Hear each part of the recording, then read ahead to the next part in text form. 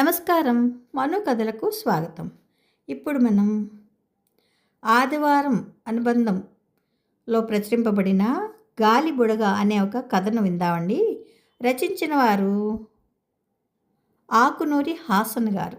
ఇక కథలోకి వెళ్తున్నానండి. అతను అక్కడికి వెళ్ళేసరికి సాయంత్రం దాటింది. ఎదురుగా మెయిన్ రోడ్డు మీద ట్రాఫిక్ హడావుడి, వెలుగుతున్న హైమోస్ట్ లైట్లు ఏదో సందడిగా ఉన్నట్లు కనిపిస్తున్నాయి. పూర్తిగా చీకటి పడకముందే అనుకున్న టైంకి అక్కడ రావాలనే అనుకున్నాడు.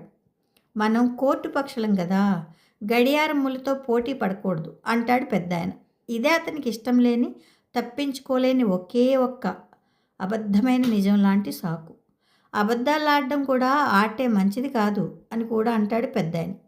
తీరా పార్టీల ముందు అలవోకగా అబద్ధాలు చెప్పేస్తాడు. అదేమని అడిగితే అదేమని అడిగే గొంతు ఒక్కడు కూడా లేకపోవడం. ఇలాంటి అవకాశం ఆ వృత్తికే ఉండడం అదృష్టమేమో అనుకుంటాడు అతను.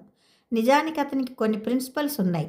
ఆ విషయం లాయర్గా నల్లకోటు వేయకముందు ఎక్కడో మనసు పొరపాటున మర్చిపోయిన జ్ఞాపకంలాగా మార్చేశాడు. ఈ పని కూడా అతను కావాలని పని కట్టుకుని చేసింది కాదు, అంతా పెద్ద ఆయన చలవ. ఇప్పుడు 6:30 అయ్యింది. మున్సిపల్ హై స్కూల్ చెట్టు కిందకు వచ్చేదాకా అతనిలో లేడు. పెద్ద ఆయన సమక్షంలో డిక్టేషన్ తీసుకున్నట్లే ఉంది ధ్యాస. ఆమె అదే మాట మళ్ళీ మళ్ళీ రిపీట్ చేయడం, అతను మామూలు లోకంలోకి రావడం ఒకేసారి జరిగాయి. సారీ, ముందుగానే వద్దామని బయలుదేరా అనుకోకుండా మధ్యలో చిన్న పని సంజాయిషి ఇచ్చాడు.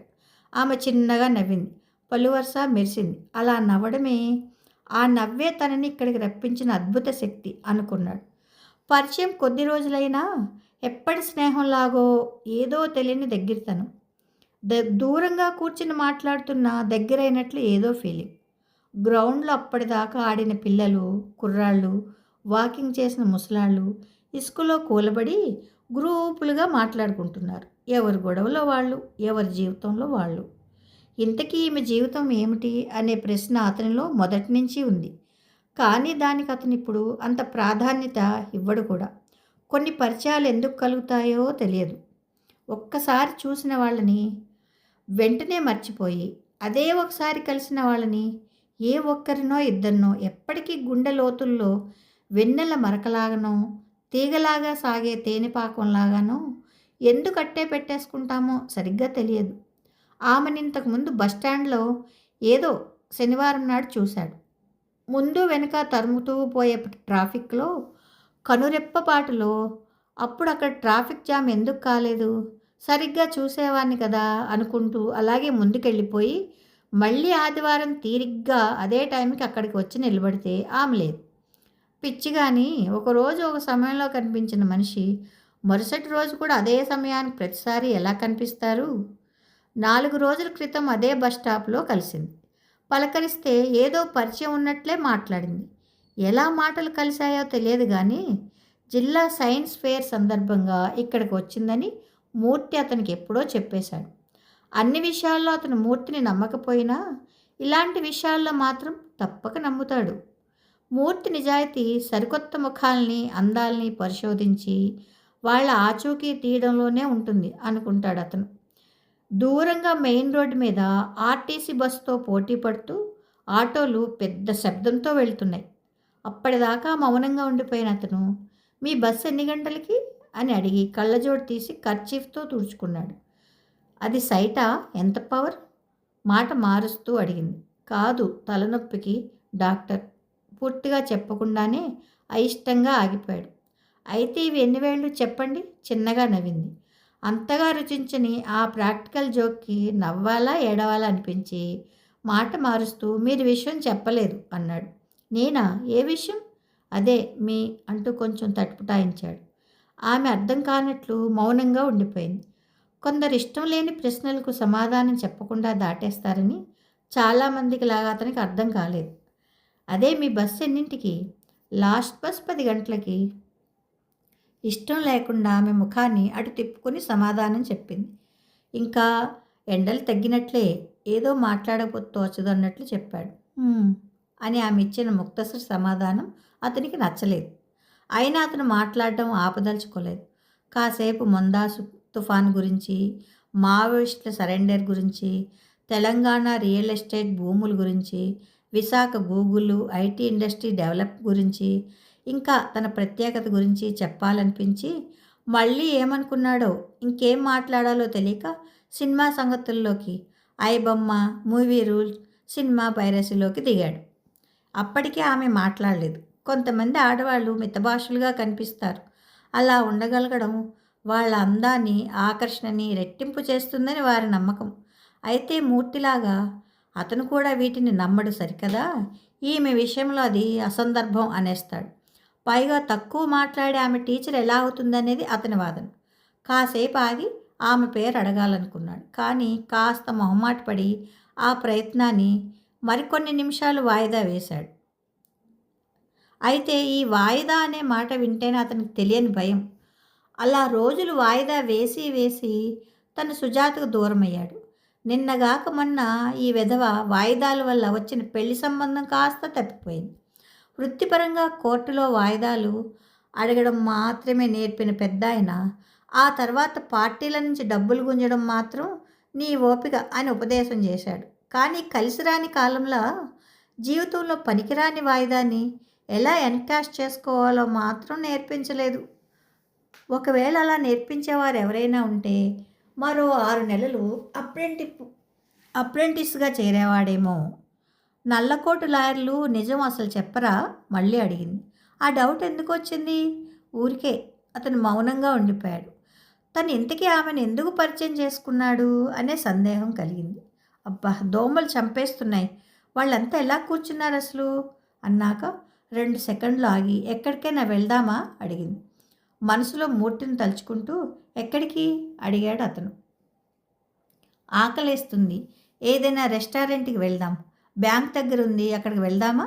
స్త్రీ పురుషుల మధ్య సంభాషణ ఎంత క్యాజువల్గా నల్లేరు మీద బండిలా సాగిపోతుందా, రెస్టారెంట్ వైపు పయనిస్తుందా అనిపించింది అతనికి. అప్రయత్నంగా లేచి నిలబడ్డాడు అతను. ఇంకా కిందే కూర్చునున్న ఆమె నిలబడిన అతన్ని పట్టుకోమన్నట్లుగా చేయి చాచింది. ఒకసారి అటు ఇటు చూసి ఆమెకి చెయ్యి అందించాడు. ఆమె అరచెయ్యి మెత్తగా, అంతకన్నా వెచ్చగా, ఏదో ఆలోచన మనసులో రగిలించే విధంగా అనిపించింది. ఇదంతా మామూలు వ్యవహారం అన్నట్లుగా ఎలాంటి ఫీలింగ్స్ లేకుండా లేచి నిలబడింది ఆమె. ఇద్దరూ బయటికి నడిచారు. రోడ్డు మార్జిన్లోనే పార్క్ చేసిన బైక్ దగ్గరికి వెళ్ళాక ఆమెను తనతో పాటు బండి మీద తీసుకువెళ్ళాలా లేక ఆటో ఎక్కించి తను విడిగా వెళ్ళాలా అనే సందిగ్ధం కొన్ని క్షణాలు అతన్ని ఊపింది. ఎవరైనా తమను చూస్తే ఏమనుకుంటారు అనే ఆలోచన కలిగింది. తోటి లాయర్లు కానీ క్లయింట్లు కానీ చూస్తే, తన గురించి వేరే విధంగా అనుకుంటే, రేపు తేడాగా మాట్లాడితే, ఎటూ తేల్చుకోలేనట్లుగా ఆగిపోయాడు. ఇంతలో రోడ్డు మీద వెడుతున్న ఆటోని ఆమె పిలవడంతో జడ్జి గారు తన కేసు వాయిదా ఇచ్చినంత రిలీఫ్గా ఫీల్ అయ్యాడు. ఆటోకి నేరుగా అక్కడికి వచ్చేయండి సరేనా అంటూ సమాధానం కోసం చూడకుండా వెళ్ళిపోయాడు. 5 నిమిషాలు ఆగి బైక్ మీద బయలుదేరాడు అతను. రెస్టారెంట్కి వెళ్ళేసరికి లోపల కార్నర్ టేబుల్ ముందు కూర్చుని స్కూల్ పేపర్లు కరెక్ట్ చేసుకుంటూ కనిపించింది. అటు ఇటు చూడకుండా నేరుగా వెళ్ళి ఎదురుగా కూర్చున్నాడు. ఎగ్జామ్ పేపర్స్లోంచి తలెత్తకుండా నూడిల్స్ ఆర్డర్ ఇచ్చాను చెప్పింది. కొన్ని క్షణాలు గడిచాక నూడిల్స్ ప్లేట్లు టేబుల్ మీదకి వచ్చాక తన పని ముగించింది. బోర్ కొట్టించానా? లేదుగా అడిగింది. నవ్వి ఊరుకున్నాడు. ఇద్దరూ తినడం మొదలుపెట్టారు. మధ్యలో తన కుటుంబం గురించి చెబుతూ, అతని గురించి అడుగుతూ నూడిల్స్తో పాటు కాలాన్ని కూడా నంజుకు తినేసింది. రెస్టారెంట్లోని అన్ని టేబుల్స్ కాలేజీ స్టూడెంట్స్తో నిండిపోయాయి. అమ్మాయిలు, అబ్బాయిలు జంటలుగా వచ్చి కాలక్షేపం చేస్తుండడం చూస్తూ తన కాలేజీ రోజుల్ని పోల్చి చూసుకోబోయాడు. ఉన్నట్టుండి, ఒకవేళ నాకు లాస్ట్ బస్ మిస్ అయితే మీ ఇంటికి తీసుకువెళ్తారా లాయర్ గారు అడిగింది. ఆమె సడన్గా అలా అడిగేసరికి ఒక్కసారిగా అతనికి పొలమారింది.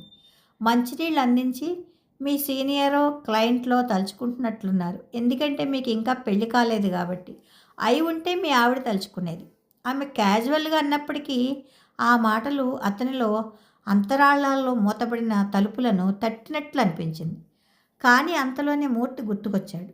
అతని మాటలు గుర్తొచ్చాయి. లైఫ్లో అన్నీ అనుభవించాలి. నీలాగా మడిగట్టుకుని కూర్చుంటే చివరికి ఏమీ మిగలవు. కప్పులో కాఫీ వేడిగా ఉన్నప్పుడే తాగాలి, గుర్తుంచుకో. ఆకాశం వచ్చేదాకా అందరూ బుద్ధిమంతులే అంటూ 2 రోజుల కిందట హితబోధ చేసిన మూర్తి మాటల గురించి గుర్తొచ్చి చెప్పేయాలి. దేనికి బిడే పడకూడదు అని నిర్ణయించుకుంటూ, లాస్ట్ బస్ మిస్ అవ్వాల్సిన పని లేదు మా ఇంటికి మిమ్మల్ని తీసుకెళ్ళడానికి అన్నాడు. ఓ అవునా, ఇంతకీ మీది ఇల్లా బ్యాచిలర్స్ రూమా? ఇల్లు లాంటి బ్యాచిలర్ రూమ్. ఆమె మాట్లాడుతుంటే వింతగా మెరిసే ముక్కు పుడక, చమక్కుమనే కళ్ళ వెలుగులు, నవ్వినప్పుడు సాగినట్లుండే ఎర్రని పెదిమలు, ఆయిలీగా నిగనిగలాడే బొగ్గలు అన్నీ అతడిలో ఏదో కోరికని రగిలించాయి. వృత్తికి పెళ్లికి లంకె పెట్టకుండా లైఫ్లో సెటిల్ అవ్వడం మంచిదని మూర్తి చెప్పిన మాటలు గుర్తొచ్చాయి. కాలేజీ రోజుల్లో ఆ తర్వాత ఎందరో పరిచయం అయ్యారు. అప్పట్లో ఎంతమంది దగ్గరైన వాళ్ళని ఫ్రెండ్స్ లాగే చూసేవాడు, వేరే ఆలోచన ఉండేది కాదు. కానీ ఇప్పుడేమో ఏ అమ్మాయి స్నేహమైనా పెళ్లి వరకు ఇది వెళ్తుందా, ఆమెని భారీగా మారుతుందా అనే ఆలోచనలు ఊహలు ఊపిరి తీసుకొనియడం లేదు. మాట్లాడుతూనే ఉంటారు, మధ్యలోనే ఆలోచనలోకి వెళ్ళిపోతారు. ఏం ఆలోచిస్తుంటారు అసలు అడుగుతోంది ఆమె. మరేం లేదు, రేపు కోర్టు కేసుల గురించి అంతే. ఇంకేంటి చెప్పండి. సైన్స్ ఫేర్ పూర్తయిందా? అయిపోయింది. రేపటి నుంచి ఇక రోజు వచ్చే పని లేదు. మౌనంగా ఉన్నాడు అతను. ఇంకేమి అడగరా? ఏం అడగాలి? పోనీ నా రూమ్కి వెళ్దామా కాసేపు? అతడి ముఖంలోకి చూస్తూ నవ్వింది. లాస్ట్ బస్ అందుకుంటానా, మిస్ చేస్తానా? సాలోచనగా అంది. ఏదో ఒకటి అవుతుందిలేండి, పదండి వెళ్దాం అంటూ లేచి కౌంటర్ దగ్గరికి వెళ్ళి బిల్లు కట్టే లోపల ఆమె తన బ్యాగులో అన్ని పేపర్లు సర్దుకుని వచ్చింది. బయటకు నడిచాక అతను బైక్ తీశాడు. వెనక ఎక్కింది ఆమె. కొన్ని వీధులు దాటాక శిఖరం బజార్లో కలిసే గల్లీలోకి దారితీసిన బైక్ మలుపులోని 2 అంతస్తుల మేడ ముందు ఆగింది. బైక్ని గేటు పక్కన పార్క్ చేసి లోపలికి వెళ్ళి మెట్లెక్కాడు. వెనకాలే నడిచింది. 2వ అంతస్తులో 3వ వైపున ఉన్న రూమ్ తాళం తీసి లోపలికి నడిచాడు. తను కూడా లోపలికి వచ్చి పెద్దగా ఉన్న రూమ్ని, పక్కనే ఉన్న కిచెన్ బాత్రూమ్ చూసింది. బ్యాచిలర్ రూమ్ అన్నారు, కానీ ఫ్యామిలీ ఉండొచ్చు. నవ్వాడు. ఫ్రెష్ అవుతారా అంటూ లోపలే ఉన్న వాష్రూమ్ని చూపించాడు. బ్యాగ్ టేబుల్ మీద పెట్టి లోపలికి వెళ్ళి 5 నిమిషాల్లో వచ్చింది. ఈలోపు మెయిన్ డోర్ వేసి మంచం మీద చల్లాచెదిరైన పక్కన సరిచేసి ఫ్రిడ్జ్లో జ్యూస్ తీసి 2 గ్లాసుల్లో పోసి టేబుల్ మీద పెట్టాడు. ఆమె వచ్చి మంచం మీద బాసింపట్టు వేసి కూర్చుంది. ఇప్పుడు చెప్పండి, ఏంటి సంగతులు? ఏమని చెప్పాలో అర్థం కానట్లు ఊరికే నవ్వాడు. మీ గురించి చెప్పండి అన్నాడు. ఇందాక అన్నీ చెప్పానుగా. ఒక చెల్లి, తమ్ముడు, అమ్మ, నాన్న, ఊళ్ళో కాస్త పొలం, పనులు అవి చేసుకుంటూ 6 ఏళ్ల కిందట డిఎస్సిలో సెలెక్ట్, పాలెం హై స్కూల్లో సెకండరీ గ్రేడ్ టీచర్ని, ఎత్తు 5'4", బరువు 60 కిలోలు. చాలా. పెళ్లి చూపుల్లో కూడా ఇన్ని చెప్పరు. పెద్దగా నవ్వింది. అప్పుడు అతనికి నవ్వొచ్చింది. నాకెవరూ లేరు. చిన్నప్పుడే నాన్న, తర్వాత అమ్మ పోయారు. లా చదివి ప్రాక్టీస్లోకి వచ్చి 3 ఏళ్ళు, ఇంకా పెళ్లి కాలేదు. స్నేహితులు కూడా చాలా తక్కువ అన్నాడు. అవునా, నన్నెందుకు పరిచయం చేసుకున్నారు? నచ్చానా ఏంటి కొంపదీసి? నవ్వింది. ఎందుకు నచ్చరు? ఆయన ఇలా మాటలు కలిపింది మీతోనే. చేతులు 2 మంచం మీద వెనక్కి కానించి కొద్దిగా వాలి అతని వైపు చూసింది. అతను కూడా ఆమె ముఖంలోకి చూస్తుండగా సరిగ్గా అప్పుడే కరెంటు పోయినట్లు గదిలో లైట్లు ఆరిపోయాయి. అరే ఇప్పుడెలా అంది ఆమె. అతనేమీ మాట్లాడలేదు. కొన్ని క్షణాల నిశ్శబ్దంలో ఆమె చేతి గాజుల శబ్దం మాత్రమే. ఆ చిమ్మ చీకట్లో అతనికి ఏమీ కనిపించలేదు.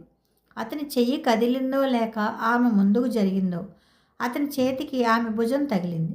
చప్పున వెనక్కి తీసుకోపోయాడు. మళ్ళీ అంతలోనే విరమించుకున్నాడు. అప్పుడు మూర్తి మాటలు గుర్తొచ్చాయి. వాళ్ళ మనసుల్లో ఏమున్నా బయటపడరు, మనమే చొరవ తీసుకోవాలి. తన చేతిని ఆమె భుజం మీద వేశాడు. అప్పుడు ఆమె అతని చేతిని వీపు చుట్టూ వేసి మరింత ముందుకు జరిగి అతని మెడ చుట్టూ చేతులు వేసింది. ఆ తర్వాత కాలం దాని దారిన అది గడిచిపోయింది. చాలాసేపటి తర్వాత కరెంటు వచ్చి లైట్ వెలిగేసరికి అతని కుడి భుజం మీద తలపెట్టుకుని చేతిని ఛాతీ మీద వేసి అతని కుడికాలు మీద తన కాలు మెలిక వేసిన ఆమె కళ్ళు చికిలించి చూసిన అతనికి కనిపించింది. అంతసేపు జరిగిపోయిందంతా మళ్ళీ గుర్తు రానంతగా అతని ఆలోచన మొద్దుబారిపోయింది. కాసేపటికి చెదిరిన జుట్టు సరిచేసుకుని అద్దానికి అతికించిన స్టిక్కర్ని తీసి కనుబొమ్మల మధ్యన పెట్టుకుంది ఆమె. లాస్ట్ బస్సు దొరుకుతుంది, బయలుదేరుదామా అంది ఆమె. ఈ లోపల రెడీ అయిన అతను తల ఊపాడు.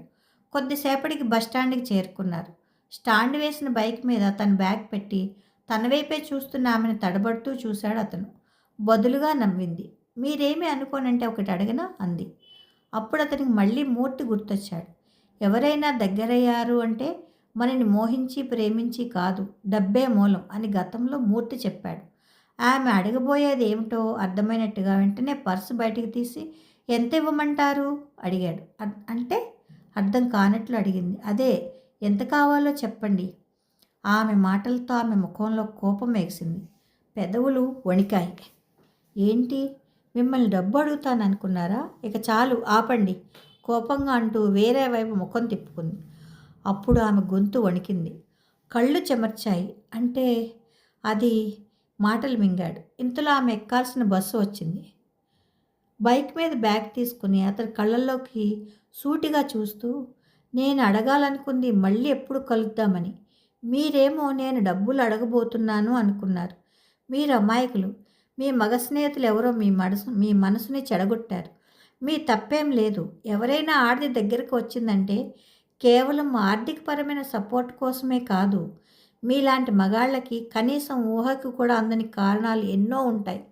అది మోహం, ఇష్టం, కోరిక, చివరికి ప్రేమ కూడా కావచ్చు. మళ్ళీ ఎప్పుడూ మీకు కనిపించను. గుడ్ బై చెప్పి వెంటనే బస్సు ఎక్కింది ఆమె. అతను అలా చూస్తుండగానే బస్సు కదిలింది. నిర్మానుష్యంగా ఉన్న బస్టాండ్లో ఒక్కడూ నిలబడిపోయాడు. అప్పుడు అతనికి మూర్తి రూపం గుర్తొచ్చి అంతలోనే ఫేడ్ అయిపోయింది. సాయంత్రం నుంచి అతను చుట్టూ ఆవరించి ఉన్న గాలి బుడగ లాంటిది ఏదో ఒక్కసారిగా పటేల్మని పేలి మాయమైనట్లుగా అనిపించింది. కథ సమాప్తం. కథ బాగుందండి. కథ మీకు నచ్చితే లైక్ చేయండి, షేర్ చేయండి, కామెంట్ చేయండి, సబ్స్క్రైబ్ చేసుకొని ఎంకరేజ్ చేయండి. నాకు ఈ కథలో అర్థం కానిది ఒకటే, ఆడవాళ్ళని ఎందుకండి అంత తక్కువగా అంచనా వేసేస్తారు ఠకామని? అసలు వాళ్ళకి మనసు ఉండదా? ఆ మనసులో అభిప్రాయాలు ఉండవా? అన్నీ అక్కడికి వెళ్ళి ఆగుతాయి ఎందుకు మగవాళ్ళకి? నాకు అసలు అర్థం కావట్లేదు సార్. ఓకే, కథ మీకు నచ్చితే లైక్ చేయండి, నన్ను సబ్స్క్రైబ్ చేసుకోండి ప్లీజ్. ఉంటానండి.